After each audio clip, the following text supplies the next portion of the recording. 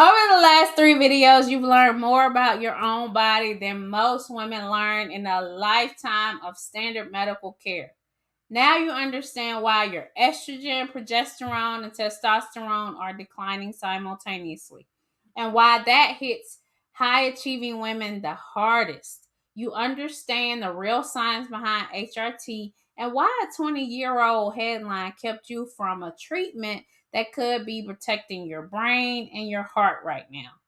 And you understand cortisol, how chronic stress has been quietly dismantling every other hormone in your body. All right. Now the question is, well, what do you actually do with all of this? That's such a great question. How do we piece these together to come up with something you can act on this week? Not just understand intellectually, but actually implement. That is what we're doing today. This is the integration video. This is your complete hormone reset plan. Stay tuned. Welcome to the final video in our Hormonal Imbalance series. My name is Dr. Tasheema Fair. I'm an OBGYN and hormone health strategist, and this is the Unconventional OB. If you are just joining us, I want you to go back and watch parts 1 through 3, the triple hormone decline, the HRT truth, and the cortisol crisis. Links are in the description below. Today builds directly on all 3. We're covering the complete protocol, how to test properly, how to sequence your interventions, the foundational daily practices that support every hormone we've discussed, and how to build a working partnership with the right provider. Let's build your plan. All right. Let's talk about the integrated hormone picture. Now, before we get into the action steps, I want you to hold one integrated picture in your mind, okay? Because this is the piece that gets lost when hormones are addressed one at a time.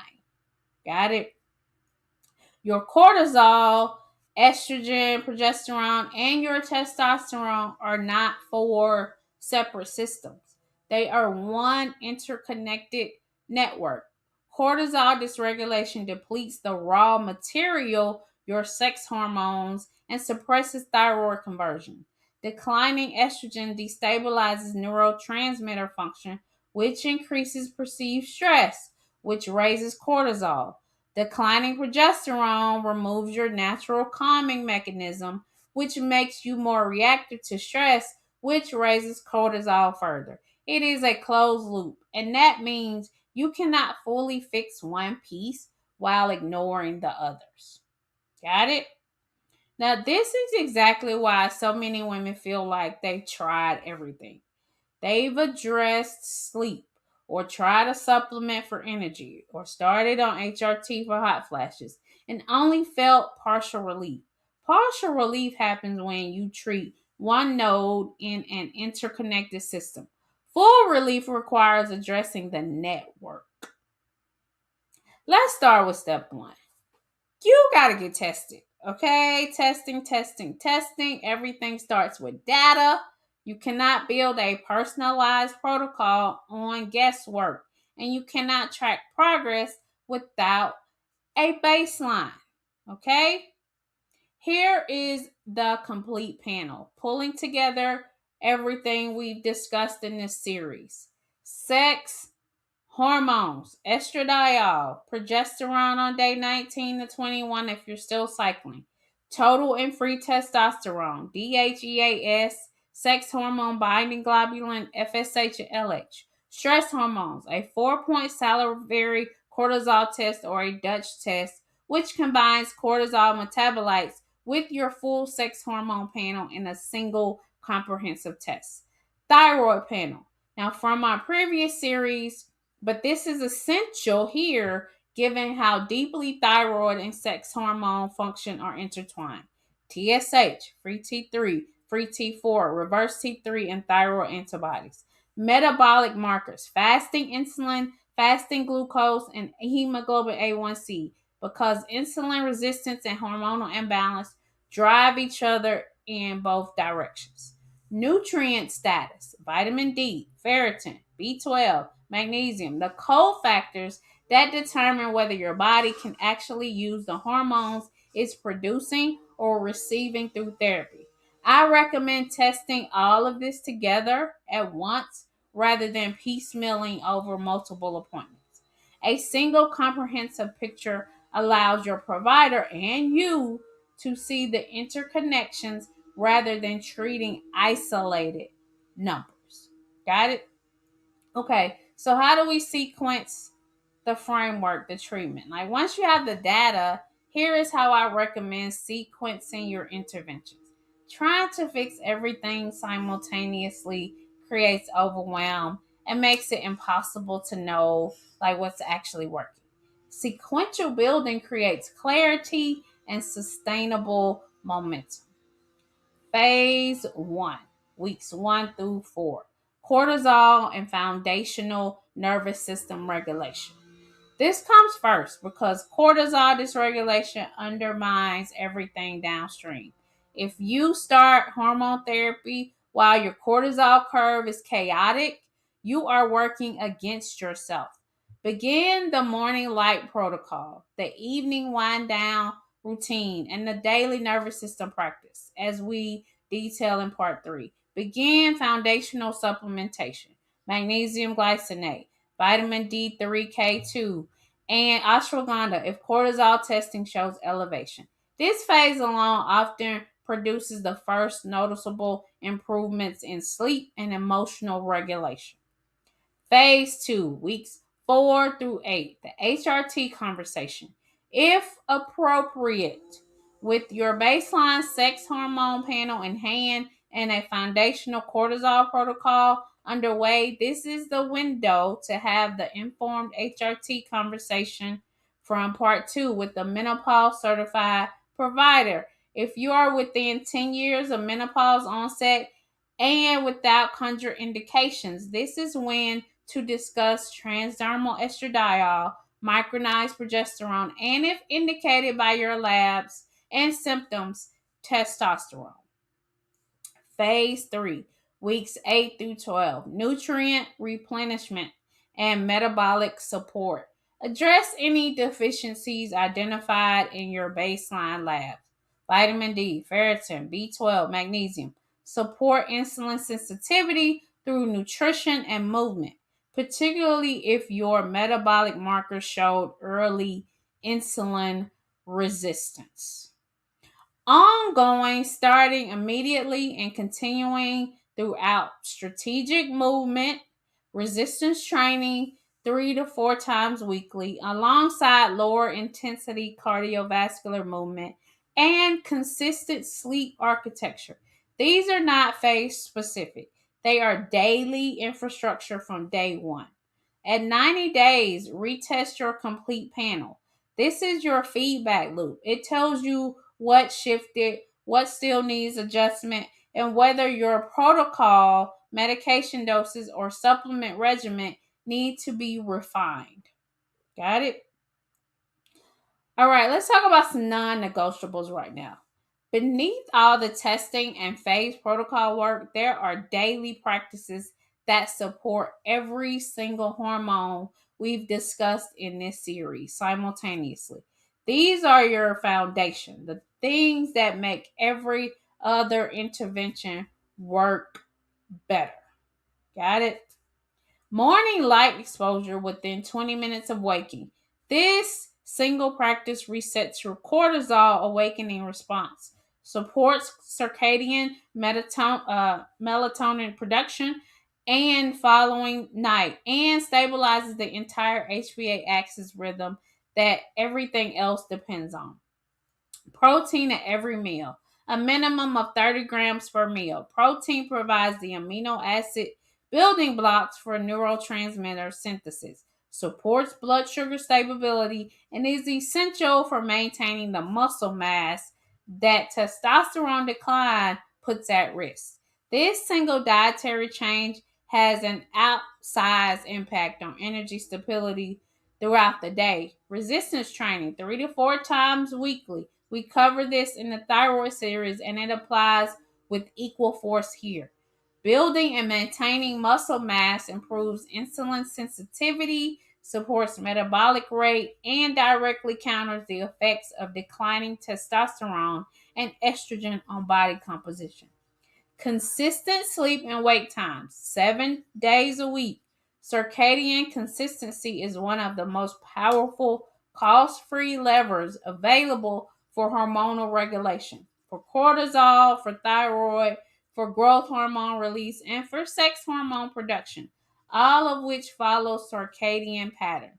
A daily nervous system recovery practice, 10 to 20 minutes, non negotiable.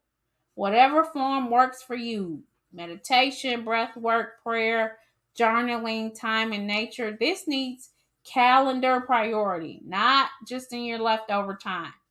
Alcohol moderation. Alcohol disrupts sleep architecture, elevates cortisol, impairs liver based hormone metabolism, and worsens the estrogen dominance pattern we discussed in earlier videos. And for women actively working on hormone optimization, reducing alcohol intake produces measurable improvement across nearly every marker we've discussed. Gut health support. As covered in our thyroid series, a healthy gut lining is essential for hormone metabolism. Your gut is directly involved in estrogen clearance through what's called the estrobiome, the collection of gut bacteria that regulate estrogen metabolism and recirculation. A diet rich in fiber, fermented foods, and diverse plant foods supports this system. All right. So let's talk about your care team, okay? You can't do it alone, and you should not have to translate this entire series into a treatment plan by yourself. Building the right care team is a part of the protocol. Got it? A menopause certified physician or integrated gynecologist who is current on the post WHI research, comfortable prescribing bioidentical hormones, and willing to test and interpret free T3, reverse T3, and testosterone in women, not just TSH and FSH. A functional or integrative medicine provider if you want deeper investigation into gut health, nutrient status, and the Dutch test interpretation, particularly valuable if your case is complex or you haven't found resolution through conventional channels alone. A registered dietitian or nutritionist with hormone expertise. And if you want individualized nutrition guidance beyond the general principles we've covered, okay? A qualified strength coach or trainer, particularly one experienced working with perimenopausal and menopausal women. If resistance training is new to you or you want a structured progressive program, you do not need every one of these providers simultaneously. But knowing what this is a team based approach rather than something you need to solve alone in a single 15-minute annual appointment changes how you approach your own care advocacy. Got it? Now, what does success actually look like? That's such a great question, and I'm so glad you asked. I want to set realistic expectations though, because hormone optimization is not usually a single dramatic turning point. It is a gradual return of function across multiple domains, and recognizing that progress helps you stay on course.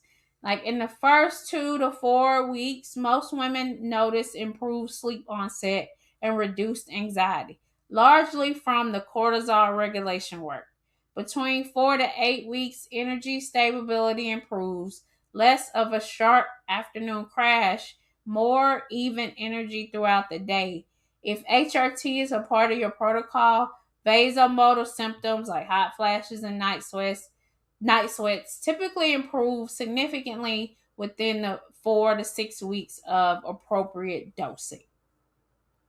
Cognitive clarity and memory tend to be a slower return, often 8 to 12 weeks, but women consistently describe it as one of the most meaningful improvements because brain fog is one of the most professionally destabilizing symptoms for high achieving women. Libido and drive. If testosterone is a part of the protocol, typically show improvement in the 6 to 12 week range. Body composition changes, reduce visceral fat, improve muscle tone are the slowest to manifest, genuinely requiring 3 to 6 months of consistent resistance training and nutritional support. But they are also the most durable once achieved. Okay? The point I want you to hold on to is this is a process of rebuilding a system, not taking a pill and waking up fixed. But every domain we've discussed across this series does respond to properly sequenced, properly tested, and properly supported intervention. This is not wishful thinking. This is physiology. In my clinical experience with hundreds of women exactly like you, consistently shows. Okay? OBGYNs. All right, this is what I want you to do.